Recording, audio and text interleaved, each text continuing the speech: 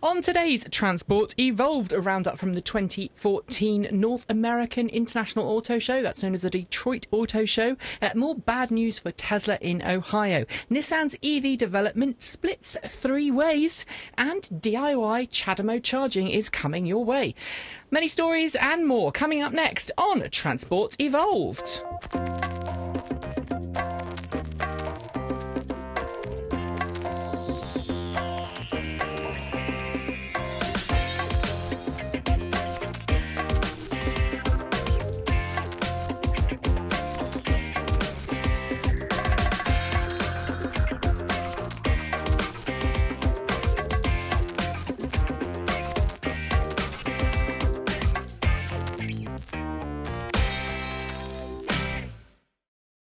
Good morning, good afternoon, good evening, and welcome to episode number 183 of Transport Evolved, recorded on Sunday, 19th of January 2014. My name is Nikki Gordon-Bloomfield.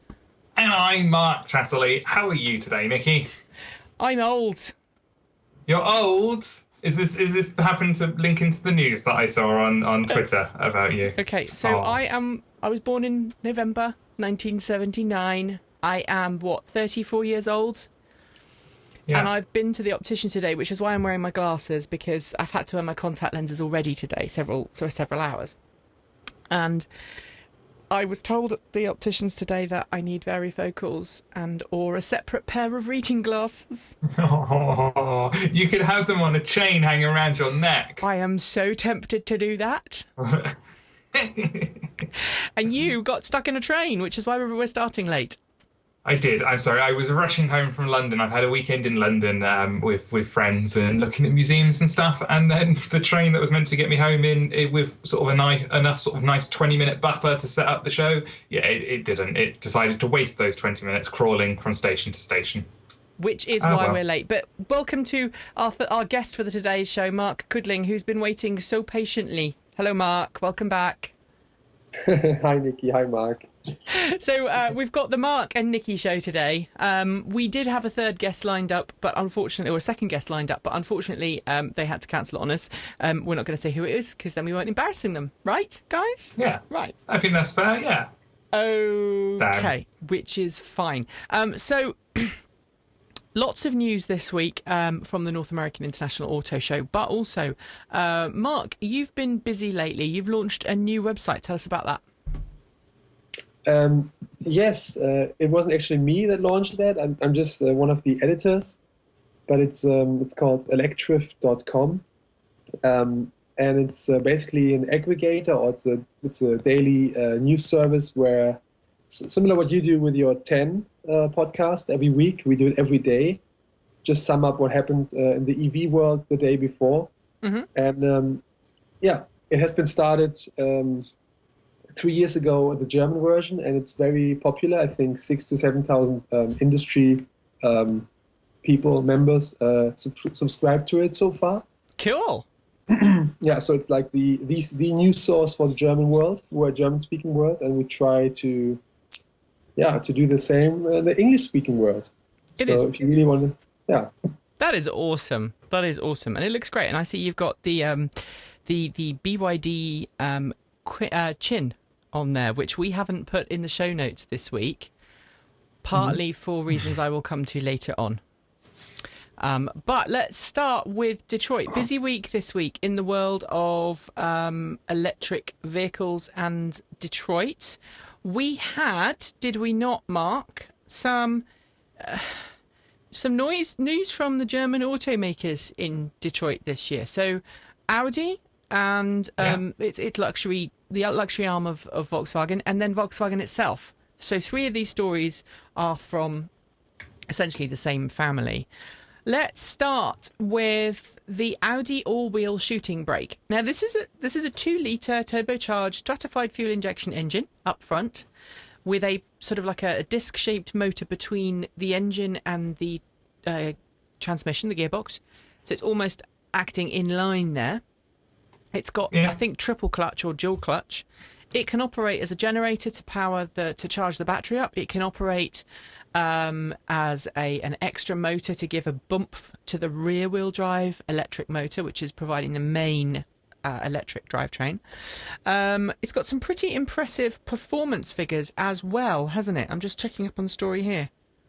Well, yeah, a claimed miles per gallon, which was quite interesting, of 149 miles per gallon, which is very impressive. Which is 124 miles per gallon US, 1.89 liters per 100 kilometers, which is I think the fact that we're looking at these cars, which are fairly big cars, heavy cars. They're generally designed to make a lot of noise and make a manly man feel manly, and yet they are ecoing them up. Was it 0 to 60 in around 4.5 seconds? I believe it was. Top speed of 100 and top speed of 155, if I remember. Yeah, yeah. Which is, I mean, it's kind of it's a sporty car, and they're ecoing up, which is great. It seems odd to go so far along. They are putting so much effort into coupling all of the electric drive with the traditional drive that surely it would make more sense just to go fully electric. It would give them more space to play with and probably help the performance. This is a very interesting thing to say, Mark, and in some ways I agree with you. I think it's worth reminding people this is a concept car. It's a 3-door concept car. It's got massive wheels. It's done in the kind of the crossover, not quite SUV, but almost. The idea being you can take this anywhere. Now, Mr. Kudling, in Germany, do you think this will be well received if this was turned into a production car? I think so. Yes. I mean, if you see all these strange cars, like that don't, the cars that don't even make sense really. Like, is it any, like the 15th version of a Mini, or like. Yeah. So all these fancy cars, and I mean, we have, I think there's a big increase of SUVs here, and all these off-road versions that are not really capable of going off-road. So I think there is a market. Now, it should also be noted, of course, we all like electric cars.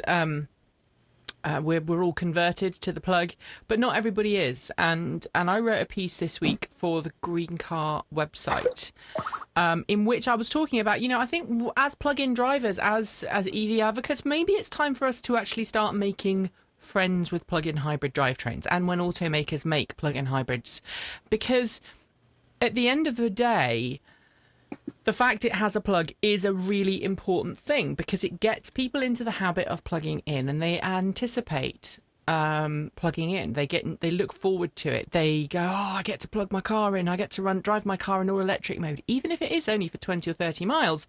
They then get the bug. They then get the experience and the exhilaration, and their next car might be fully electric after they've had this plug-in hybrid experience. And I think a lot of people look at the Leaf and some of the other production EVs on the market, and they just see them as being not quite up to par, specifically when it comes to speed. Now, in Germany, 155 miles per hour is kind of slow for autobahns, isn't it, Mark? Oh, 155. Oh, yes. Sorry, other Mark. I'll let other Mark talk. Yes. So what's that, 200 kilometres an hour? It's 250. 250, yeah. Yeah, that's pretty, that's top level, I guess. That's pretty good. That's pretty good. But, I mean, if I can add this, I mean, it's, I really, I'm driving cars now for, a few years. Let's say, I don't know, 15 years, 10 years. And I've been doing like a lot of delivery driving, like a courier driving thing. Mm-hmm. So I spend time on the motorway, a long time on the motorway, and it's really changing right now. So people are really going slower than they used to go, because of all the efficiency and fuel ratings, stuff like that. So it's not racing anymore. I mean, not much. I think as much as it used to be. Yeah. Well, which is good. It's a good thing. Yeah. But I mean, do you think people will? do people look? I mean, am I wrong? Do people look at EVs and go, "Oh, they're a bit slow for the autobahn," or do they now think, "Okay, I've got to drive more efficiently"? I think the people still think the electric cars are slow, And then they drive, and then yeah. but I mean, even I know I have a Leaf that I can drive on many occasions now, and I do this Lübeck to Hamburg. That's like 40 miles, and even if you could go faster than let's say 60 miles an hour, I'm not doing it really because the range. Yeah. So yeah, what's the point? yeah. Well, I mean, that's one reason why I'm thinking a lot of people would look at this car and go, actually, yeah, that would be good, especially in America and mainland Europe. Not so much in the UK, Mark. I think that's why you and I are looking at it and going, Yeah, and I don't have an issue with plug-in hybrids. It's just reading the spec sheet for the concepts, and I have an issue with concept cars full stop, but looking at what they're claiming it will do and can do and the technology that's gone into it, it just seems to be putting more thought into a stepping stone than I think should go into a stepping stone. And I have no problem with Volts and Amperes and i3 Rexes and plug-in Priuses outside of their normal constraints, because they are good. And like you say, they get people used to a plug, which is great. But when you force, as Audi appears to, so much about twinning their turbocharged stratified fuel injection engine with this pair of electric motors, one of which does this and the other one that does this to improve this and this, it's just, why are you putting so much effort into this obviously intermediary step? That's my issue with it. Maybe it's just because people don't feel. I don't know. Maybe it's to satisfy fear. I don't know. And maybe that's not the right way to go about it. I mean, I don't know. What I do know, however, is that this vehicle, in terms of concept cars, it is a concept car that looks ready for market, which is far more than a lot of concept cars we've seen recently from Audi. As the Quattro laser light coupe with the frigging laser beams coming out the top. I mean, that was a little bit more. This one, Audi says, looks as though this is going to be the one that will make it to production as a vehicle of some description, and I can see this coming in as an A3, A4 crossover. I think that would sell quite well. And it definitely have buyers. I've no doubt it will sell. My frustration is more with Audi than the car itself. The car, it looks to be incredibly capable and incredibly fun, but it's Audi's thought processes, I guess. All right, so next, more positive, hopefully, from Audi for this next one. Mr. Kudling, you're the only person who's driven this in the little gathering we have here right now, so I'm hoping you'll give us lots of input here. The Audi R8 e-tron has been an on-off kind of car. It was unveiled, I think, in 2009 originally as a concept, and we've seen it ever since then in different iterations. We've seen a Spider version, we've seen a hard top version. Audi's kind of gone, yes, we're going to make it. No, we're not. Yes, we're going to make. Oh, no, we're not. Here's some cars. We're going to let people drive them. Oh, by the way, we're not going to make it. And now, was it about a year and a half ago you went to Tempelhof Airfield in Berlin, in Germany? And for those of you who haven't been to the Tempelhof Airport, it is a beautiful airport, isn't it? Art Deco building, and it's now used for events, isn't it? So tell us what Audi did at this point. Yeah. They I think it was less than 1 year ago. I think in March or so. Yeah, it's a great venue. I mean, great place, and now it's like the green. It's a green place now. You can actually go there with your dog or with your kites and just enjoy the green fields in the middle of the city and walk there on the airfield. And yeah, some events are hosted there. For example, the Michelin Challenge Bibendum was there. And because I'm saying this, I just want to, Mark, I want to on that day, let me start over again. The picture we have from Audi in Germany is similar to what you said. Like this technology advantage they claim to have. And I think 3 years ago I was driving the V60 Volvo plug-in hybrid on this airfield. Yes, yeah, I remember it. We were there together, weren't we? In fact, were we filming together there? I think one after the other. So yeah. And last year they showed the A3 e-tron. I couldn't even drive it because it was, they didn't let me. It was just a prototype. So yeah, so this story, and I was able to drive the R8 e-tron, and it was a lot of fun. I mean, it was just amazing on this closed field, driving this car with a torque vectoring in the rear wheel drive. It was a lot of fun. And back then I think they had 10 cars, and they said that the only cars built, and there will no be production car. And they were really blunt about it. They went, here you go, have some fun, drive this car. By the way, it's not going to be made. Wasn't it tied with a natural gas or some other vehicle from Audi? Yeah, they showed the A3 plug-in, they showed the R8, they showed the Le Mans car, the next one, or the last one, and they showed the, it was called G-tron. That's right. Yeah, and basically it's they opened a plant somewhere to the close to the North Sea, where they have enough wind energy, more than they need.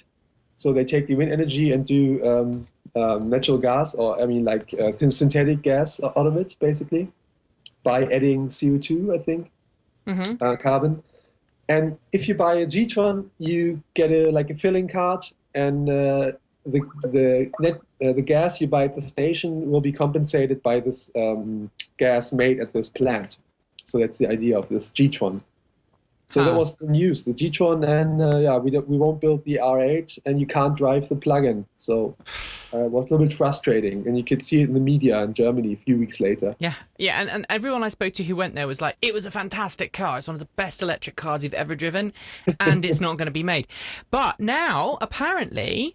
Now, there's this guy at Audi, Dr. Ulrich Hackenberg, who's Audi's technical chief, has now come out and said, yes, actually, we are going to make this car. There's been some improvements in battery technology. There was a rumour at the end of last year that was the case. It was an Audi insider spoke to Autocar and went, yeah, we've improved the battery specs, we've improved the battery capacity. This car is going to be better. We're going to be able to have twice the range. It's going back into production. But now Hackenberg has actually confirmed, yes, board pending, I think was how he put it.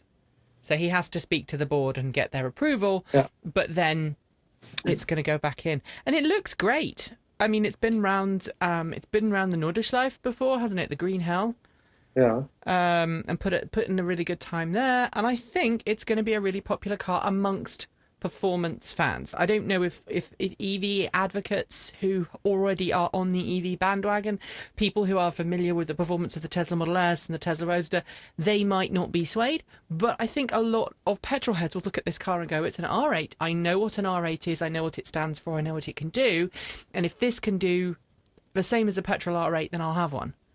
Maybe. Yeah, but it's just you might be right. And the thing is, this car might be even exceeding expectations, because they changed. I think they 10% is it's only 10% that the normal R8 has in common with the electric R8. I think they changed literally everything on this car to make it less heavy, and to have the brakes responding more quickly, to be able to act together with the torque vectoring and stuff like that. So I'm pretty sure if they bring this car, it will be a really good driving machine, not only electric car.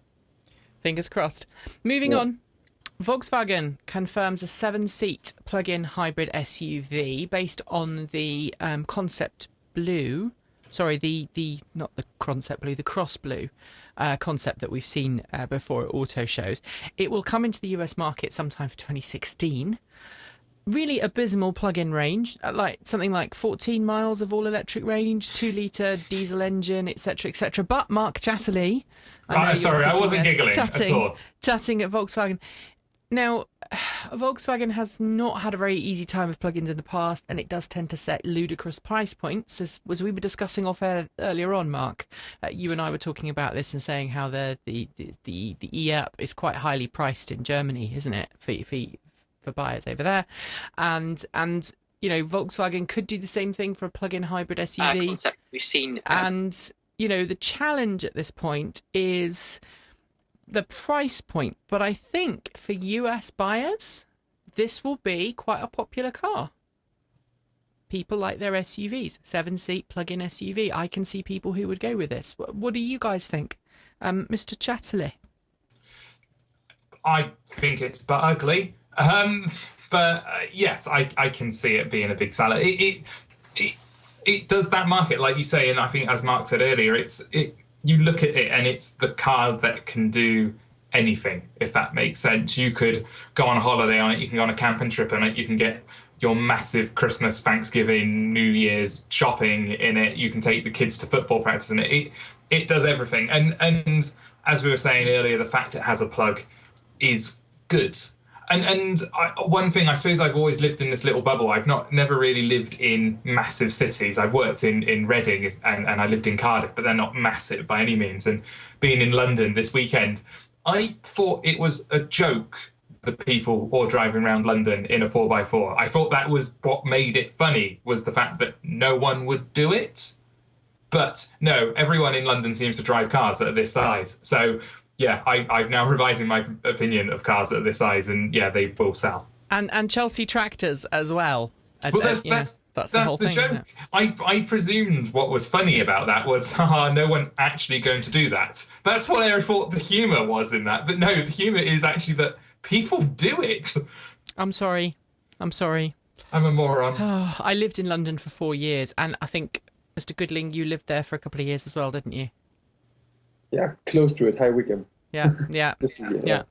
All right, so despite Nissan, Infiniti says no to electric cars. What's going on, Infiniti? You are connected. You are the luxury version of Nissan, essentially. I don't think we can dispute that. Nissan is now the world's biggest electric automaker. It's rapidly approaching 100,000 Leafs. And Infiniti has been talking on and off for a bit about making a luxury version of the Leaf, which would be called the Infiniti LE sedan rather than a hatchback. Wireless charging, etc., etc. Now, last year it was put on hold, partly because the Infiniti boss, Josef de Nysschen, had said, yeah, we're waiting for the technology. Now it's essentially put on hold indefinitely. Nissan might continue to make electric cars and does continue to electric cars and has massive plans that we'll come on to later for continuing to make electric cars. But Infiniti? Nah. Mr. Kudling, what's going on? Yeah, I don't really get it, because I guess this wireless charging in combination with a premium, priced or premium car makes sense. I mean, that's what people. It's a good-looking car as well. The LE was quite good-looking. And but maybe that's could be the reason that even right now. I mean, especially right now. I mean, I know that inductive charging is like really kicking off soon. Or that's what the industry is telling me or us, or what you can see. So maybe Nissan was afraid to be the first one to do it, and then not have the same standard or the same technology that other cars might be using that will come out, let's say in the next 5 years or so. So maybe they're afraid and just wait to see what Toyota does and all the other car makers will do with the inductive charging. I guess I could imagine. It's really sad, though. You were going to say something about the Volkswagen as well, and I cut you off, and I'm sorry. The Volkswagen. Yeah, I was just wondering if this whole with the 7 seats, is it like a Touareg, the size? I guess. Yeah, I guess. Yes, it would probably be based on the same chassis, I guess. Because I could imagine, like, when we talk about compliance cars and stuff like that, by having 7 seats, it makes it even greener. Because I know that in the southern part of Switzerland, they have a bonus malus system where if the cars are 7 seats and it's electric, it's even cheaper than with 5 seats and stuff like that. So maybe it's a reason to have 7 seats, and I don't know if people in the States will actually use it, because with the Prius V or the Prius Plus, as it's called, we have 7 seats in Europe, and in the States you can only get it with 5. So I guess it's a different. It's an interesting one. Yeah, although the reason behind that is to do with Americans being generally larger. Yeah, but which Toyota was very clear with me about when I went there. They went, it's because Americans are too fat, and I said, I'm not saying anything. Okay, Mark, Infiniti LE. That's sad. Infinity's letting the Nissan brand down. Yeah, I because we've discussed this on and off a couple of times this week, and it is a shame that it seems, well, reading between the lines, it seems that the boss has kind of put his foot down and gone, I don't want to do this. It's not something I'm interested in. Yeah. My bit of conspiracy theory, because you've got to have a conspiracy theory in there, is I wonder if Nissan has told them to put it on hold or has had some sort of influence that way, because they've confirmed the Blade Glider as going into production. And it would muddy the waters if you had Infinity going, here's our performance electric car, and Nissan going, here's our performance electric car. Hang on, because Infinity, they are performance, but they're also luxury. And they're also a brand. I mean, there's a whole host of good reasons why. Yeah, because there's the argument that with the technology they were playing with, which was Leaf technology, I'm not quite sure they could achieve the luxury badge when it comes to EVs. Maybe they were scared off by the Model S. But here's a backstory that probably I should have given you earlier on. So the gentleman in question, Donation, is a former Audi USA boss. He once called Chevy Volt buyers idiots. Publicly called them idiots. And for years and years and years at Audi, he was the guy standing there beating the drum going, electric cars are stupid, electric cars are idiotic, we're never going to make an electric car, electric cars suck. At Infinity recently, when talking about the LE, he's gone, well, we're not going to make it yet because, well, the charging infrastructure sucks and the cars are too expensive and the battery technology is not ready and this is not ready and this is not ready and that is not ready. Now it seems to be he's using the excuse, and it's kind of, I think, maybe a convenient excuse. Carlos Ghosn, CEO of Nissan Renault, who, by the way, when he retires, has said he doesn't think it's a good idea that his replacement will take on both companies. So when he retires, there will be a CEO for Renault and a CEO for Nissan. I just threw that in as a kind of a snippet there. But he bought in Mr. Nishan, for the sole expressed purpose of increasing Infinity's market share, sorting out Infinity's dwindling sales and image, and just basically beefing it up a bit. And he's got it in his head that the only way to do that is to put in big, powerful engines that will appeal to the rising, very rapidly growing, affluent, middle-class Chinese buyers. And that's what all of the auto industry is doing. A lot of the auto industry. If you are an auto industry executive, there is one country and one country only that you are trying to impress right now. China. Simple as that. And it's easy money. If you can impress 500,000 Chinese buyers into buying your car, that's easy money. And I think that's where the root of this comes. It's time for an ad break. And for the last couple of weeks, I've been explaining why we have an ad break and why, if you're watching / listening to the stream, you won't see one. But if you're on YouTube, you will see it. So please watch the ad. Don't press skip. Because by watching the ad, it'll only be like 30 seconds or so, you give us a bit of money. So, we'll be right back. So, on to part 2. We've got the wonderful Mr. Marc Kudling here from Germany. Industry insider, as I called you earlier on, Mark. Bit of an all-round guy, because you've done some PR stuff for some EV companies. You've done some journalism. You've done fixing up for events and arranging, I suppose evangelical EV events. Mm-hmm. And you've done loads and loads of driving. You've probably driven more cars than I have now. Oh, I feel useless now. So, over in Ohio. Do you remember this story? End of last year, in Ohio, it was a rush story, and it was one of our biggest stories ever, wasn't it, Mark? It was. It was. Yeah, it hit front page of Reddit. Front page. We were number one on Reddit for about, half a day, quarter of a day. Scared us a little bit. When our servers went crazy. we survived what's called the Reddit hug. We survived it, which I was very impressed with. But that's down to Michael numbers, Fate and his great things. But the story, Mark, the story was in Ohio. There was a bill that was intended to be a bill that was designed to make the men and women who work on Ohio's highways, i.e. the road workers, safer by requiring you, if you were a driver, to pass with at least 1 lane distance between you and the maintenance vehicles. Makes sense. Attached to that was Amendment 0443, which was proposed by one Republican senator from Strongsville, Ohio, Mr. Tom Patton. And that amendment added some text to the bill that made it illegal for Tesla to sell to its customers directly in Ohio. That amendment was defeated. At the very last minute, it was thrown out. The amendment was thrown out before the original bill, which I think we can all agree was a great idea, which had bipartisan support, passed unanimously. So people in Ohio, the road workers, are kept safe. So yay for that, yay for safety. Boo for Mr. Patton because he didn't get what he wanted, but yay for Tesla.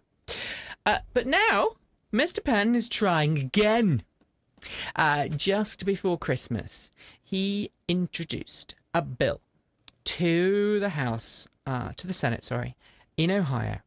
This is Senate Bill 260, which seeks to do the same thing, essentially to prevent an automaker, to prevent a car dealer from applying for a license if the car dealership is owned or has any connections to the company whose cars they're trying to sell, i.e. owned by, is a subsidiary of, or anything else.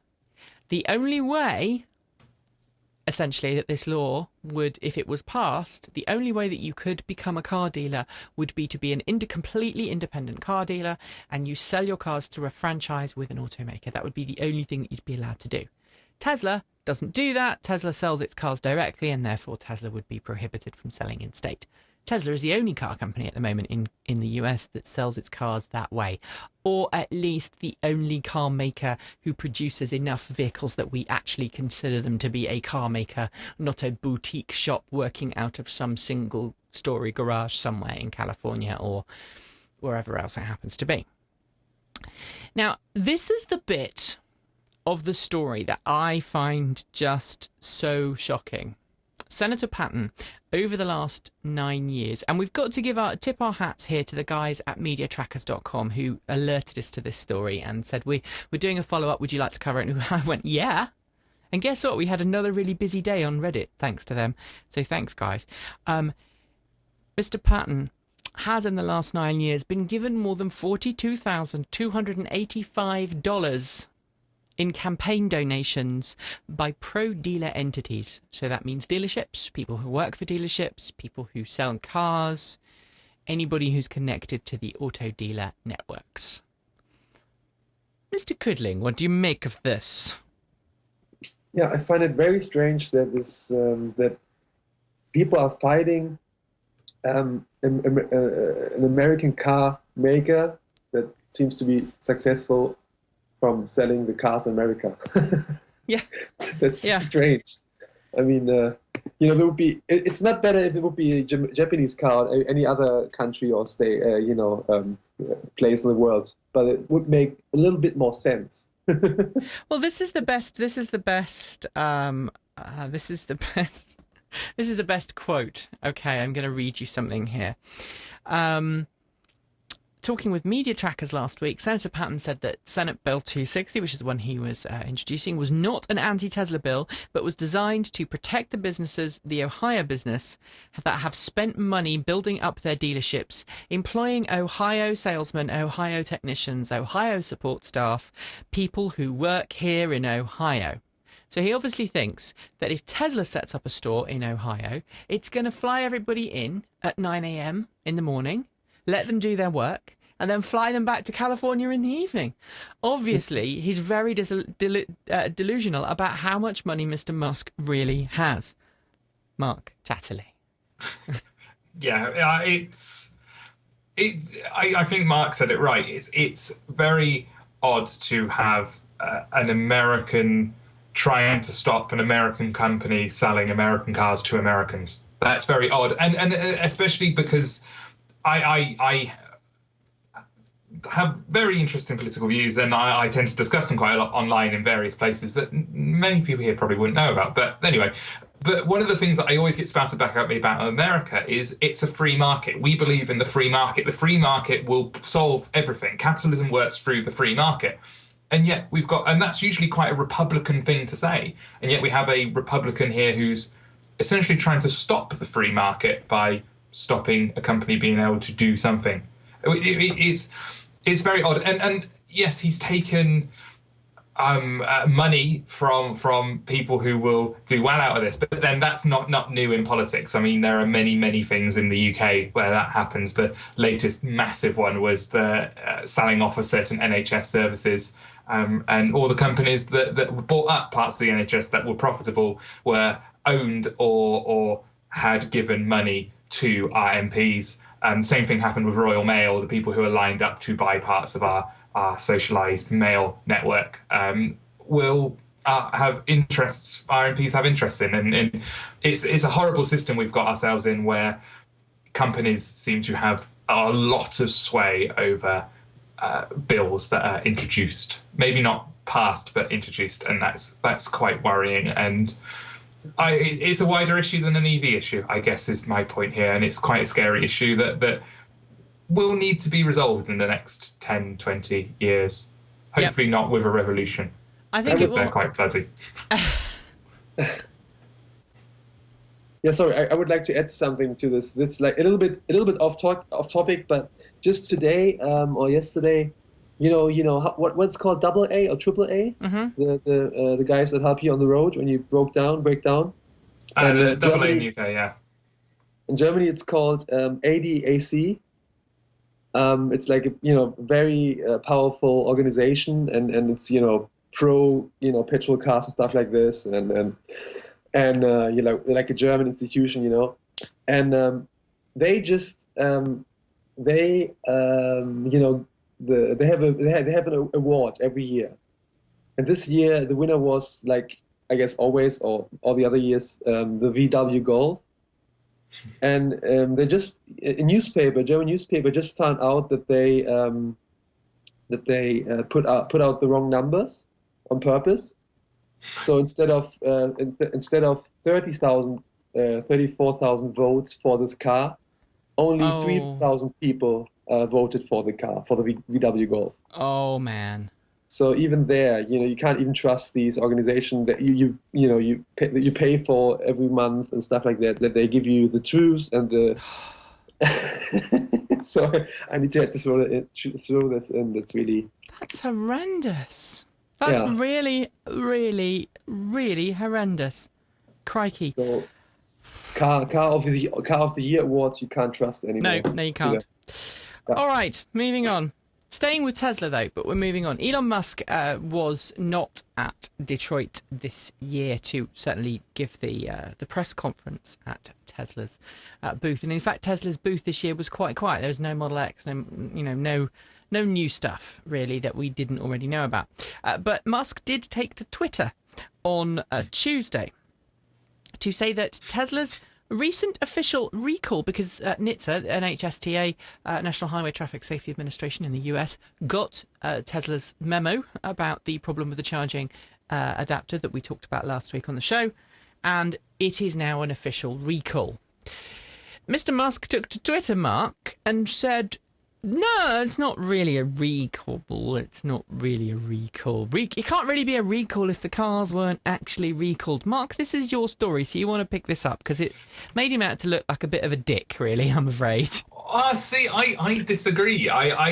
So the story was he was being interviewed because he's got his quarterly phone call coming up, and so he was being interviewed about various things that happened, and one of the things was this recall thing, because he made a very public statement about on Twitter, saying that no Tesla vehicles have been physically recalled. There was an over-the-air software update that upgraded all of the customers' cars, and the word recall needs to be recalled. And I kind of agree with him. When an error is found in my operating system and I update it overnight, my computer wasn't recalled. My computer was updated. So I'm fundamentally in agreement with him that if there is not a physical change to the car that's needed, so you have to take your car somewhere, it's not a recall in the traditional motor sense of the word recall. It's not. However, and the problem with the word recall is it comes with so many negative connotations, and he's protecting a very young brand, so I'm guessing he's on the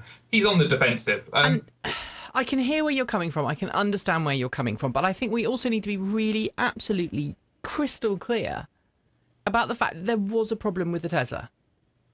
There was a problem with the car, and it wasn't just a software update. It was an adapter as well. And I said last week on the show, the adapter was kind of like a belt and braces, and Tesla did the right thing. Tesla acted perfectly until Elon Musk went on Twitter and went, "Oh, it's not a recall." Because he shouldn't have just said, he shouldn't have said anything.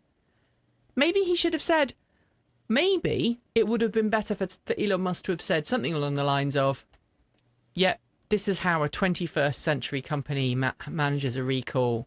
We don't need to recall the cars, or something, or advertise the fact that Tesla had managed this problem before it became an official recall. Tesla was already on the problem, rather than moaning about someone using the term recall, which I suspect was maybe just Nitsa or a journalist or someone else using the term recall because that's something that everybody understands. Instead, it made him sound like he was nitpicking, and I think that doesn't necessarily engender the right impression. I mean, maybe I'm wrong. Hate me, Mr. Kudling. But do you think? I mean, I like the fact that he actually said something like this or moaned about this term recall, because it got the at least the Twitter or the social media world moving. That is true. It's like maybe it's like the plug thing. All right, you convinced me. And I just found another statement today on Facebook. I just might want to read to you. It's supposed to be from Elon Musk as well. What are they supposed to do about that? Issue a recall for the house? Musk said after a faulty electric installation. So same topic, another funny quote. That one I find funnier, I think. And I think I wouldn't have objected to him talking about the recall needs to be recalled after everything was all sorted and fine and dandy.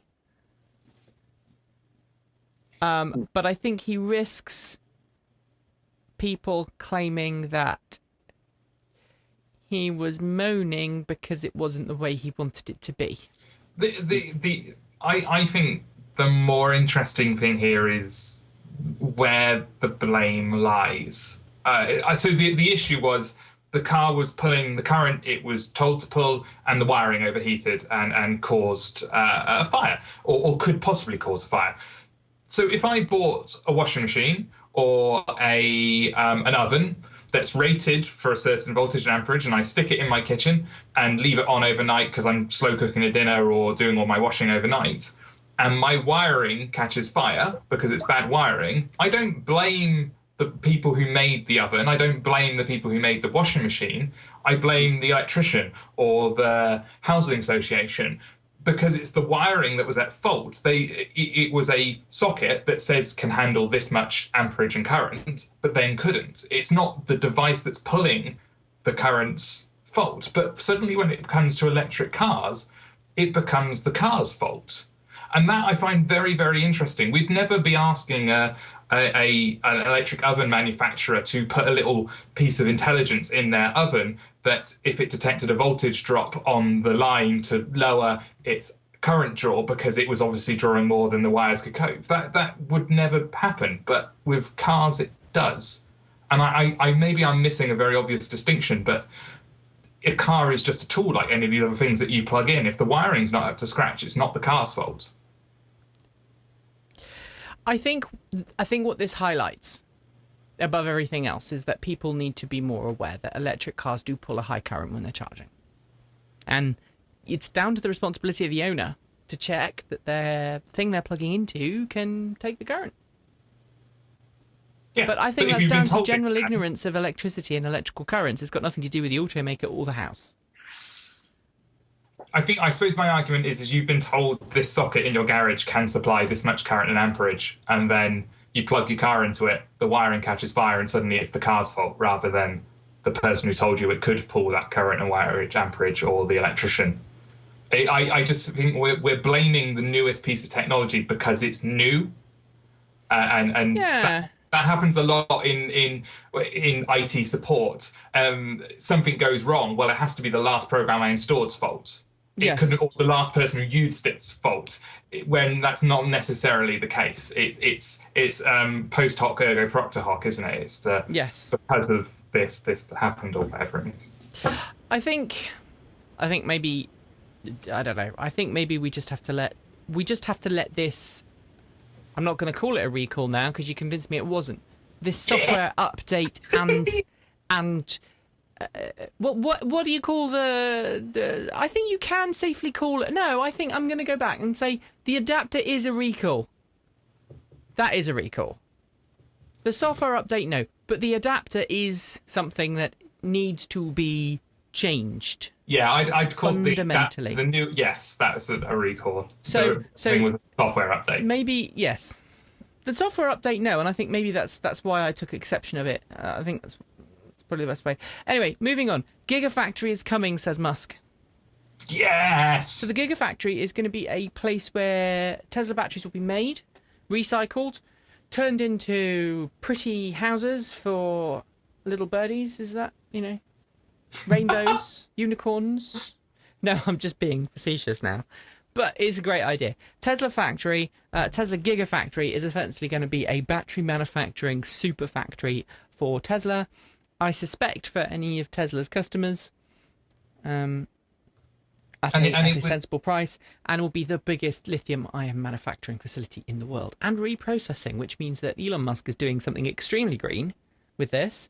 Lots of solar panels, lots of solar power, very, very low carbon footprint, and kind of kills with one stone the people who go, yes, but electric car batteries have to be shipped all the way around the world.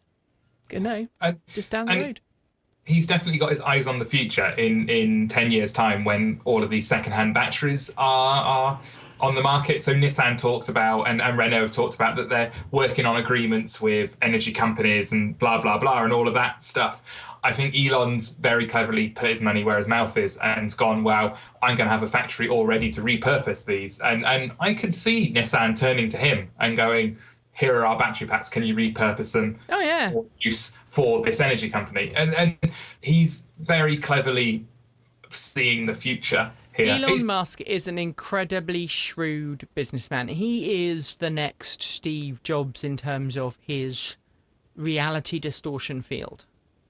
And the other thing is that he hinted, because it was in the same interview, that the Model E, the affordable Tesla, is only going to be possible when you're making batteries on this scale. So it seems that the Gigafactory is fundamentally part of Tesla's mentality. Yeah, and he's been talking about this and talking it up for a long time, but now it's confirmed. We know it's going to happen. I can't wait. Let's see what happens. All right, moving on. Detroit Auto Show. Oh, back to Detroit. Nissan. This is an interesting one. Nissan says it's going to essentially break the Leaf and EV development at Nissan into 3 different parts. So Shiro Nakamura said that the company's EV development is going to go into 3 parts. One will be the regular mainstream passenger vehicles like the Leaf and the NV200, the ENV200. Then there'll be a sports division which will do things like the Blade Glider, the slightly wacky stuff, maybe the high performance stuff, niche market performance stuff. And then there'll be a low speed city division, which I presume will do things like the Twizy. What do we make of this split? I mean, this is Nissan going, yay, we're gonna go full bore. If you thought we were already full bore, you ain't seen nothing yet. We're going even more full bore. Mr. Kudling. Well, I guess it's just coming down to earth, or now there is a market and people, sales numbers are starting to kick off and applications showing, and so maybe they just, they're seeing that there is a market for things like a Twizy, which I wouldn't have thought. So on such a, at this time of this new electric car development, that there's a successful market, and yeah.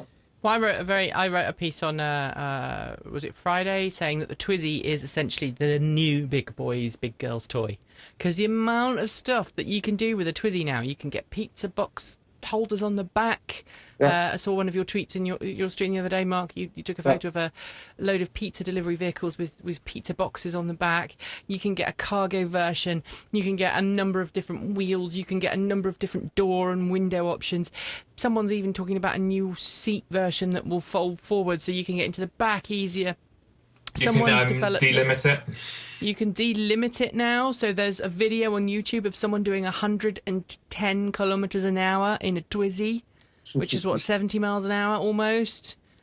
115 kilometers an hour, which is 70 miles an hour in a Twizy, a Renault Twizy. The possibilities are literally endless. So this is great news. All right, moving on. Detroit. The VL booth. Those are the guys who said they're going to turn the Fisker Karma into a Corvette engined monster. Now, of course, VL is partly connected to Mr. Bob Lutz. He's on the board there. Now, they unveiled a new vehicle at the Detroit Auto Show. It was a concept car. It was effectively a hard top. Retractable hardtop car, Cooper convertible, based on the Fisker Karma, with a big V8 engine in it, or V6, can't remember. No electric drivetrain whatsoever. So they essentially buy the cars, strip out the electric plug-in hybrid drivetrain, and put in just straightforward gasoline, gas guzzlingness. But obviously, because Fisker Karma is embroiled in its own bankruptcy woes, getting Fisker Karmas to convert is proving a bit of a difficulty. So Bob Lutz, in a throwaway comment, said, "Oh yeah, we're going to offer Model S conversions too." What? You're going to take a Tesla Model S and convert it into a V8? Okay, there are so many things wrong with that, I'm not even going to start. The first of them being that Bob Lutz is considered the father of the Chevy Volt. Okay, so he was the guy who was at GM and now is considered the father of the Chevy Volt. He also has a position at VIA Motors, who take Chevy trucks, vans and SUVs and convert them to plug-in hybrids. And yet he's doing this company that said, oh yeah, we'll convert a Model S. A Model S. I can tell you that if you want a petrol-powered Model S, you'd be better off looking elsewhere, because from an engineering point of view, I can't see how it would be possible. Because for a start, the Model S's battery pack forms the bottom of its structural chassis. That's true. Yeah. And it's got no transmission tunnel. No transmission tunnel. You'd have to build that in. You'd have to build that in. For engine? No, yeah, you'd have to take the frunk out and put an engine in, but I don't think the frunk could be big enough for a V6 or a V8. My running theory is Bob Lutz has got a new hobby, and that new hobby is riling up the EV community. And just saying fun shit that he thinks is going to happen. I think partly, I think his whole making is it the Destiny, did he call it? It was something awful like that. The converted Fisker Karma. Yes. And I'm sure that started as I'm going to say this just to annoy the EV people. And then it just developed into a business from that. I think he's got the money and the clout in the media he's just trolling the EV community. And every now and then it turns into a business. That's my running theory on that. And maybe it's working. It's working. But okay. So we think he's trolling, and I think it is technically impossible. But now let's look at his other company, VIA Motors. All right. So first up, VIA Motors is kind of like a fairly small company, but they've got grand designs. So they take full-size Chevy pickup trucks, full-size vans, and full-size SUVs and turn them into plug-in range-extended vehicles with a V6 range extender on board, and then loads of batteries and a big huge motor.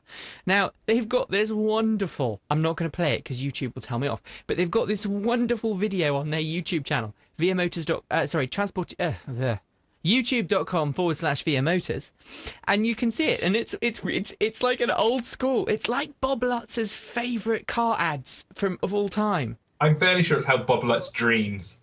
It's like, you can almost imagine him, I suppose, getting off on this dream. powered by 500 electric horses. And it's that line is in it, isn't it?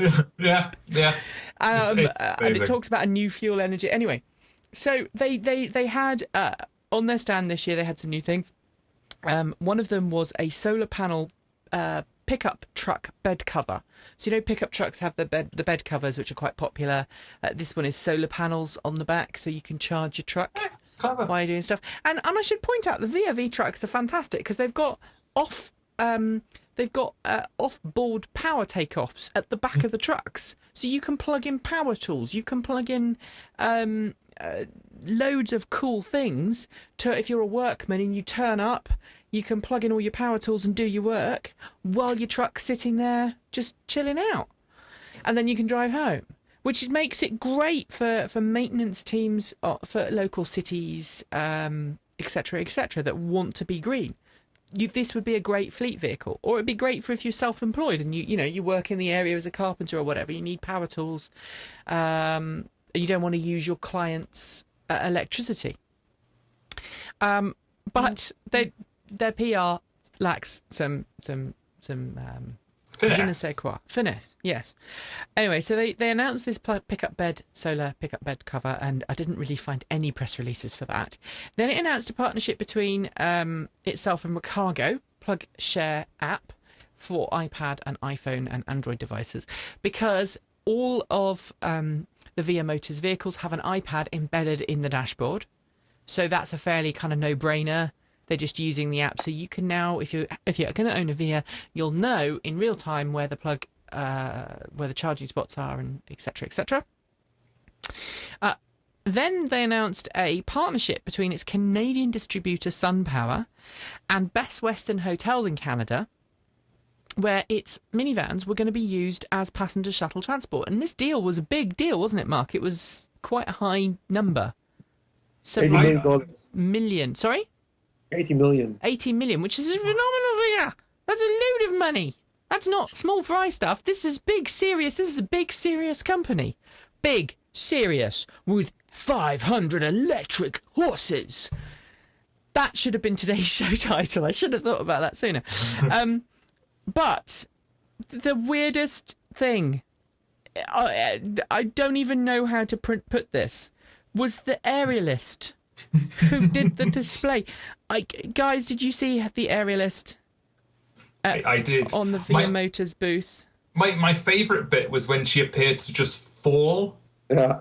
I thought, because when I was watching it, I was like, oh, this is going to be some interesting, elegant swinging and tying herself up and hanging in a nice pose. But at one point, she's kind of like ties up her legs and then just fell. And I was like, it was a bit shocking, I think. Not Cirque du Soleil. Well, here we go. Here she is. Her name is Maria Luna for VIA Motors, and she's up there in the ceiling with this silk. She's kind of wrapped herself up in silk. She's not wearing much as well. It's like a bikini with a print thing on it. And she's obviously very talented. She can do lots of fun things with her feet.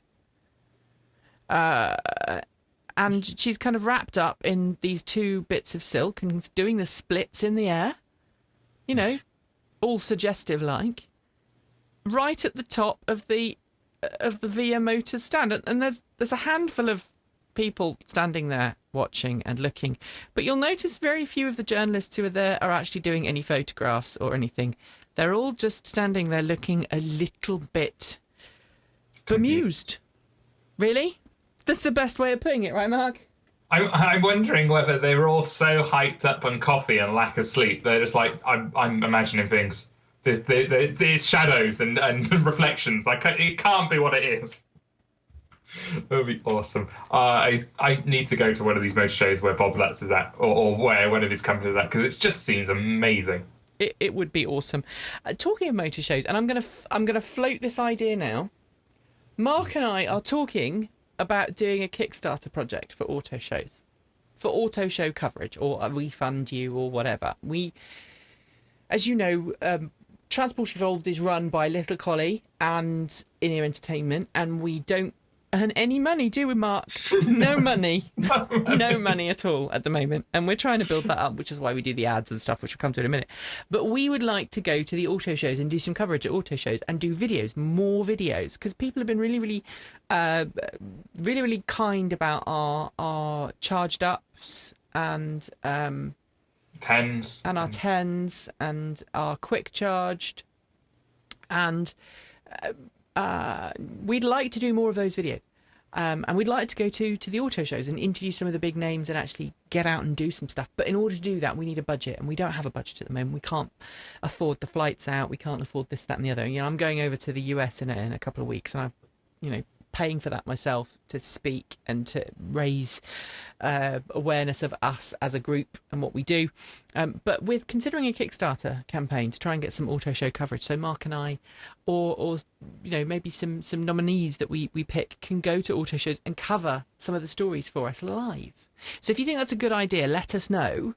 We are in a 50-50 mind as to whether to open that up as a Kickstarter project, but we also need to think of perks that we can offer people, obviously, if we do that. And to be honest, there's not a lot I can do other than EV stuff. And maybe Mark could write you a comedy. I don't know.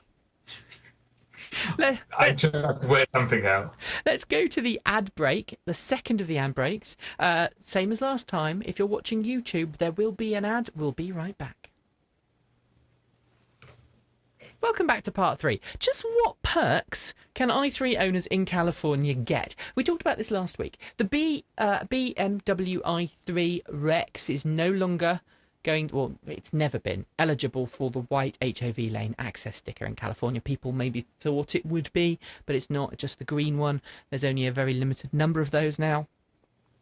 And there was a bit of confusion about that and how the engine worked, etc., etc.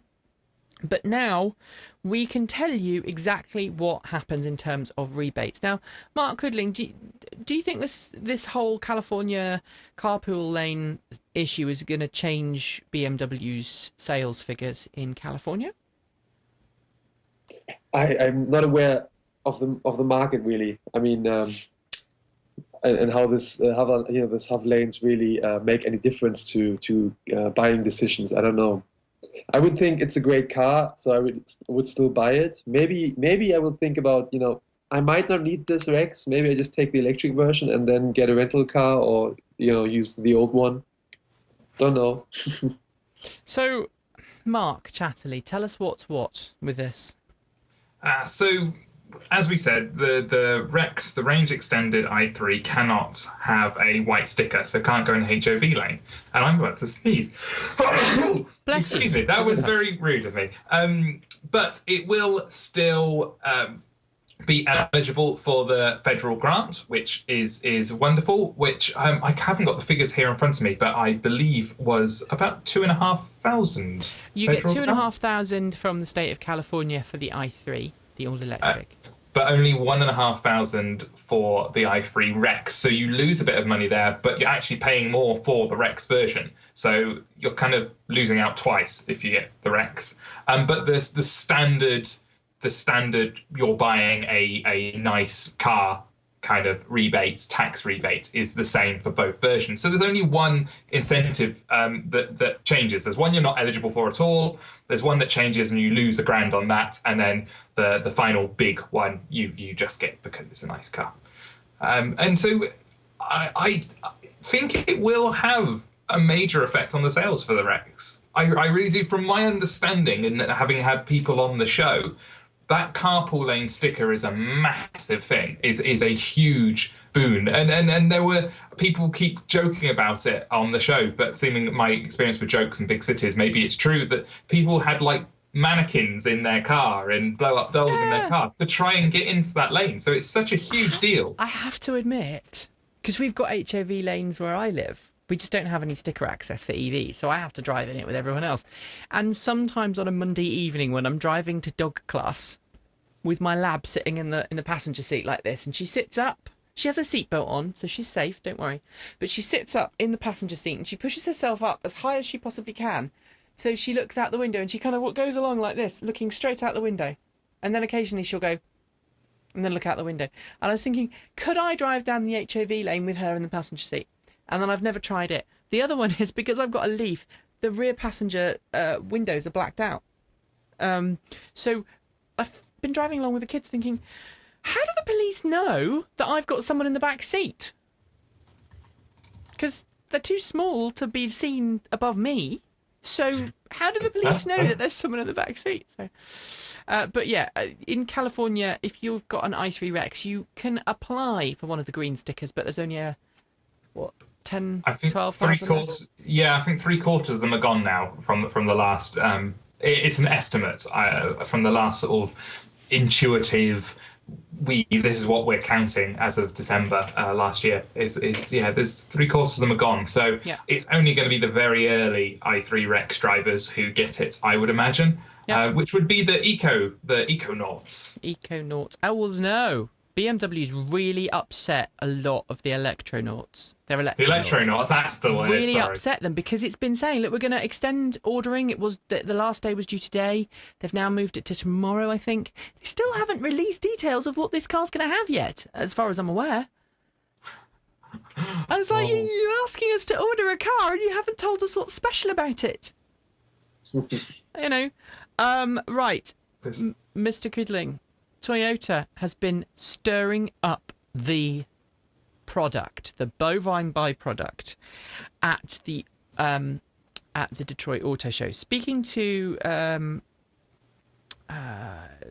week at the Auto Show, Toyota's Bob Carter, which is Toyota's Senior Vice President for Automotive Operations, basically took a pot shot at everybody who's making an electric car.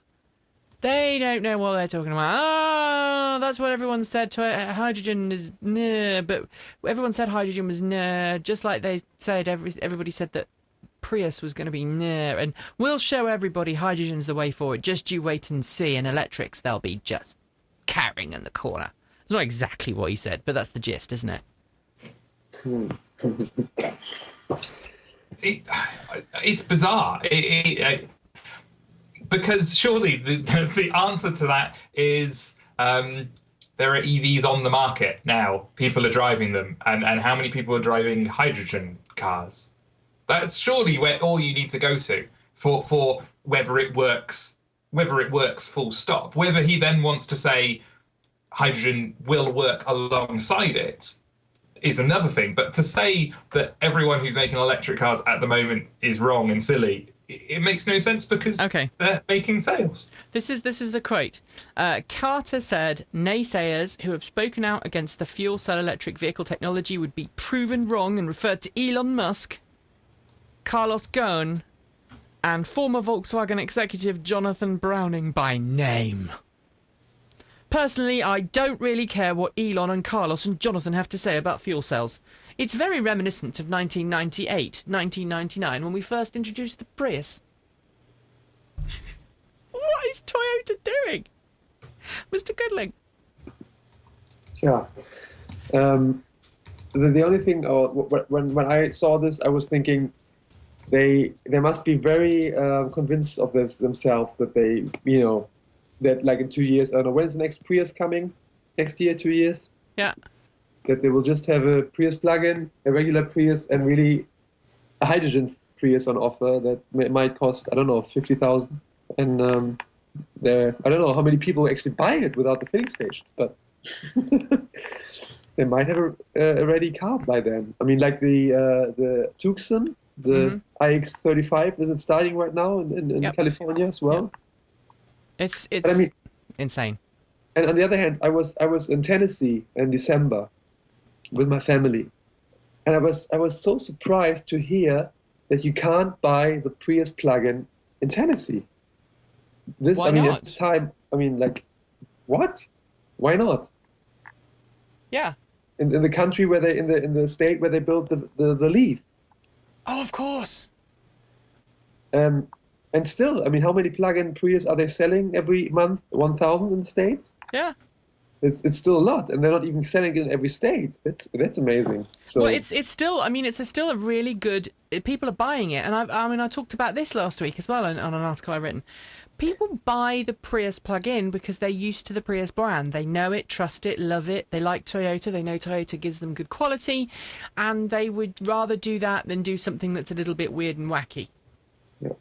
So do you think if they introduced a Prius EV, a Prius all-electric, or however they wanted to it would sell. Brand it would sell hugely? And if they introduce a Prius FCV, it'll sell. Same thing. It's a brand. It's become a brand. It becomes synonymous amongst non-greenies as being the green car. You know? Yeah. Even when there were more fuel-efficient cars on the market, Prius still outsold. And I think, look, Toyota must be pretty keen to push its fuel cell vehicle, and Bob Carter is making some very dangerous enemies because he's talking about Elon Musk in a derogatory way. And hang on, who's providing Toyota with all those electric drivetrains right now? Yeah. Which they will have to use, or they will have to be using electric drivetrains in the hydrogen vehicle.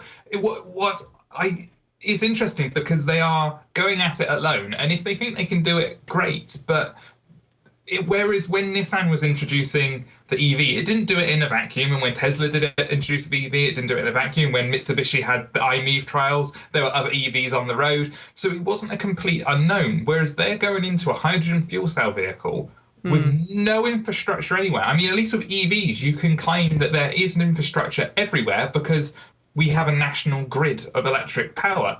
With hydrogen, you're going into, there's no national infrastructure. You will need either to adapt fuel stations or create new fuel stations, new trucks to transport the stuff. You need pressure pumps. You need new safety regulations. It's a massive amount they're taking on for one manufacturer to sell a couple of cars.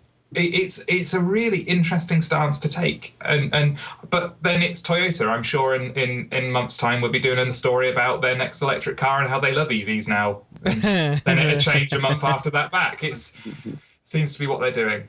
Oh, it's insane. It's insane. All right. This is an interesting one, and this is one I think we will feel passionately about. Okay, the New Motion. It's a company in the Netherlands, a charging network in the Netherlands, has just switched off 35 of 50 rapid charging stations, DC quick charge stations, because it says that they are so unreliable. They're made by DBT, which is a French-based company, and they're saying that these units are so unreliable, they're spending so much time breaking down, they're breaking down so frequently, that actually the network itself, the network's reputation is at stake, people's journeys are at stake, and so rather than just, and they're spending a lot of time going out trying to fix it, so they're just switching them off. And they're going to replace them with units from a rival company. Now, DBT units are all over Europe, and I think all over America now as well.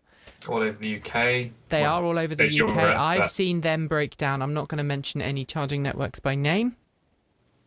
Somebody who will remain nameless said to me that they suspect that part of the reason that these charging stations were switched off is because there is now a Dutch charging company that is making charging stations, so there might be some patriotism going on there. Because it's a really interesting decision to turn them off rather than say we accept that these charging stations are dodgy, they're not very reliable, we'll be replacing them out, we'll be swapping them out over the coming 2 quarters, over the coming 6 months, we'll swap them out. To make a statement to say we are turning them off is a step beyond that. It either means they are so unreliable that the company is having image financial issues because implications, of it, financial implications, or they're dangerous is the other one. Yep. It's an extreme step to turn off. What is it? 3/4 of their network. Yeah. It's worrying because these are chargers that are everywhere, and if one company's made this decision, if I was a charging network and I had any of their chargers on board, I would now be looking for others to replace it. But what's the difference between telling your customer they will be switched off, and the customer not knowing if they're working? It's upsetting people if you go there and you can't use it, and you're stranded with your car. And I think that would be something that I think I understand why they've done it, and I think, Mark, you're right. I think switching it off was the sensible option to do because it says to people, look, They're we don't definitely not trust our working. network. We don't trust, and it's not we don't trust our network. We don't trust the hardware that we bought, and we made a mistake. We're going to rectify that problem, but we are not prepared to let you think that a charging station is working to, to leave your house, drive down the motorway at 100 kilometers an hour to arrive at a charging station knowing that you can get a charge and then discovering that actually no, you can't because it's broke. 2 o'clock at night. At 2 o'clock at night, yeah, with kids. I've been there. I've driven on a network and it was a DBT charger. I don't mind saying this. It was a DBT charger. It let me down. That charging station has since been replaced by a new one, but it let me down. It was -5 degrees that morning when I left home. It was still -2 when I got there, and there was snow on the ground. And the only other charging solution, and because it was so cold, I'd run the car to near turtle mode. I mean, there was no bars left. So for me to hop to the next rapid charger would have meant me staying there for several hours anyway. What I ended up doing was I ended up having to spend 6 hours with my kids at a motorway rest stop in the snow with my dogs as well, I should hasten to add. Playing in the snow, which was all right, and we watched movies and stuff, and my kids were brilliant about it, but at the end of the day, that's not on. Yeah, and I think I've said it since the very beginning. An unreliable network is worse than no network. Yes. I'd rather have no network than an unreliable one, because making journeys and finding and getting there and relying on it and it not working is devastating. Whereas going, I have to rent a car or find some other way to get to my destination is an annoyance, but you can still do your journey. And we've talked, haven't we, Mark, about making trips before. I mean, we did the one to the Tesla store last year, where I said to you, Mark, I want to take the Leaf, and we talked about it, and we made the decision that while the Leaf was the greenest, coolest thing to do, and we'd prefer to be in the Leaf, we took the Volt because we didn't want to get stranded. And that's a sad thing. And we're not the only people doing this. This is a sad thing. All right. But here we go. This is the open source community going nuts. Now, Marc Kudling, you are involved with a search to try and find a Leaf owner, aren't you, to help with a 3-phase project? I'm not really looking very hard for now. I mean, I will start soon. So, a company I'm working for, they would like to convert the Nissan Leaf to 3-phase charging, 11 kilowatts. And so basically 3-phase, 16 amps. So basically we have all the components we need. So now we're looking for somebody that want to not donate, but give the car to us so that we can convert it. And then both parties will benefit from it, I hope. And we'll have to have a chat after the show. That is one solution. Now, another solution, which I think is really awesome, and this has been on the My Nissan Leaf forum now for a while. Okay. This is a guy at eMotorworks in the US, guy called Valerie. Now, he has helped engineer a CHAdeMO build it yourself charging unit for a Leaf. It's very much in early stages, and the CHAdeMO connector uses a 3D printed CHAdeMO connector and some clever electronics. Now, this is completely geeky, and I'm showing you all this not because I want you all to do it, but because I want to illustrate this is what happens when you get a load of engineers supporting EV technology. Watch this. Oh, if I press the right button, of course.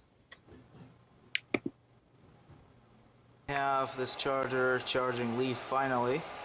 395 volts, 19 amps. All that goes over there. That's Joel's plug. Okay. And let's see what's on the screen. This is the count stream. So I don't know if you can see or not, but it says something. But you get the idea. These are guys who have 3D printed a plug. They've written some software that works with the eMotorworks 12 kilowatt charging unit, which is build it yourself. And eventually it will be 20 kilowatts. Now, 20 kilowatts at home from a single phase power source. obviously an Wow. applicably powerful one. But this is small enough to fit in your trunk. So not only could you have this at home to fast charge your first generation Leaf or iMove or whatever, you could take it with you in case you find a charging station that's broken. Now, this is where it gets tricky, because CHAdeMO is very closely guarded as an industry standard, and there is some questions already on this forum about, is this legal, blah, blah, blah, blah, blah. It's DIY, it wouldn't be sellable at the moment because there are some legal implications, but it shows what happens when you get clever, because you can find out pretty much anything about anything, and I think this is awesome, and I say go guys, that's brilliant. And frankly, I'd love it. I think, yeah, and I think it shows that we are now in a world where we're dealing more with computers on wheels than what we were before, which was complex mechanical devices on wheels. Yeah. They're computers, and all the different sockets is exactly that. It's the same as USB 1 versus USB 2 versus FireWire. They're just talking different protocols. And once you know the protocol and you know what pins to use, it's hard, but it's not ultra hard to make it do what you want to do. And it's brilliant. I just love it. Yeah. I think it's fantastic. Clever people doing clever stuff. Finally, would you like to see some car porn? Mark looked up here. He's just like, oh, car porn? What's... Yeah, I don't know if my internet providers will allow that now that we have the porn filters in the UK. All right, Liani Munter is an American racing car driver. She is known. She has a nickname. Do you know what her nickname is, guys? No. I don't. She's known as the carbon-free girl, and this is awesome. For every race that she races in, she adopts an acre of rainforest, which is a kind of a cool thing. Now, listen to her curriculum vitae here, or her resume. She's Minnesotan born. She's competed in the Indy Pro Series and ARCA Series. That's the one that's the one just below NASCAR. But she also happens to have a degree in biology, specialising in... I'm just trying to think what she specialises in. I can't remember. But she has a degree in biology, which I think is fantastic. And she's a professional race car driver. And because of this, she took her Tesla Model S that she owns and drives around the country. She took it to a wind tunnel that's normally used to test NASCAR racers, etc., etc. Look at how awesomely aerodynamic a Tesla Model S is in a wind tunnel. Look at this. I'm waiting for the video. Here we go. So this is an A2 wind tunnel in the heart of North Carolina, in kind of NASCAR country. And this is her Tesla Model S in a wind tunnel. It looks lovely. You can see why I said car porn now, can't you? Look at that. Absolutely beautiful. You see the air flowing nicely over the Model S's bumper and over its frunk, over the window, following the curves tightly, hugging round the wing mirror, around the tight, supple waist. And this her number concludes plate. Transport Evolved's production of 50 Shades of Tesla. and her number plate is EFF oil, which I think is fantastic. It's very cool. Anyway, you should go and watch that video because it's lovely. That is it for today's show. Thank you, Mr. Kudling, for joining us. What are you up to next? Me? Yes. I mean, I don't know. I'm planning. I'm in the planning stage for Geneva, of course. Mm-hmm. That's in March. Mm-hmm. And then I'm pretty busy with all this newsletter writing every morning. Great. Remind us of the website. It's www.electrife.com. Fantastic. And thank you so much for joining us today on the show. We'll be back next. We will be back next week, won't we, Mark? At the usual time of We will. 8 p.m. No, 7 p.m. 7 p.m. Greenwich Mean Time. Sorry. 7 p.m. Greenwich Mean Time. I've had a hard day. I have to wear 2 different pairs of glasses from now on. That is quite a shocking piece of news to be given. I'm really I feel taken for you. aback. I'm just like, that's an old person thing, and I'm not old. We'll jazz them up for you. It's all right. They're quite jazzy. You're never going to recognise me in a couple of weeks. It's cool. Okay. I'm coming to Washington DC in February. So I'm going to try and arrange a meet-up with all the people who happen to be in Maryland or Virginia in that area who want to come to Washington DC and have a pizza or something. Talk about EVs. I think that would be fun. Should we tell them what we're going to be driving in a couple of weeks, or should we leave that as a surprise, Mark? No, we can tell them because they've been bugging us for a while, I think. Or people not bugging us. That's so wrong. On Wednesday, we're going to be driving the Volkswagen E-Up. Yay! That's awesome. That's not the car. That's not the car, is it? That is awesome. But yeah, there's the better car on the horizon the week after. It's coming. Oh, I can't wait. I'll actually get to drive it this time. The Tesla Model S is finally coming to the Transport Evolved garage. Yay! So if you've got any ideas, we've got it for 3 days, and our attempt is to try and drive as many miles as we can and do as many different things with it as possible. So if you've got some ideas about what we can do with a Tesla Model S for 3 days, let us know. I don't think we're allowed to take it out of the country and test a supercharger, though, which is a bit sad. No, that's a shame, I think. But one day we will. Sorry, for some reason, Mixler just started playing music in my ears. That's very odd. Yes, one day we will. I'm hoping when the supercharger comes to the UK, we can do a UK to somewhere else in Europe supercharger run. That would be amazing. That would be wonderful. We'll just have to be really, really good with the Tesla Model S. So we're getting the Tesla Model S in a couple of weeks, which would be great, and then awesome things will happen. Let's put it like that.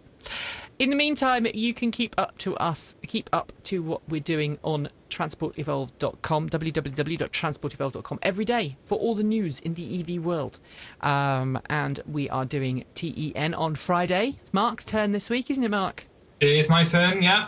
It will be good. I found out what went wrong the last time I did it, which is why it was slightly late going up, but that should be solved for this time. Hey, awesome. And we've got another couple of new shows. We've got the Leaf Vizia coming this week as well, haven't we? Leaf Vizia will be this week. My new show should hopefully be up next week. I've got to order one thing offline to get it sorted. Exciting. It is so exciting. And by the way, if you watched the Leaf Techna charged up last week... Don't steal Robert's show. He won't steal like Robert's show. You will notice that we only had 2 cameras on that, and we didn't have any outside shots. That was because we only had, because of personal reasons, we didn't have much time to film that day, did we? So we had to do it with basic setup. But there's a new camera on order as well. So we are growing, improving. Spread the word. Tell people to subscribe at youtube.com/transportevolved. Follow us on Twitter and all the other things that are so awesome. We can't even talk about them. That really is it, folks. Thanks for joining us. And until next time, don't forget to plug in. See ya. Take care. Bye.